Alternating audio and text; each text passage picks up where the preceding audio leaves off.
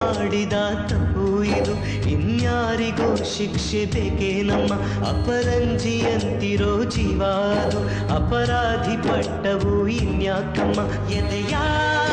ದಹಿಸೋ ದುಃಖ ಮನೆಯಲ್ಲಿದೆ ದೈವ ಕ್ಷಮಿಸೋ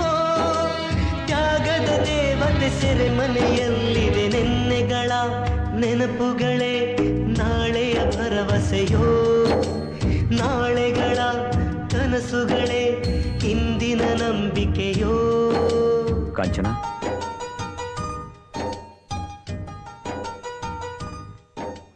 ಯಾಕೆ ಹೀಗೆ ಮಾಡಿದೆ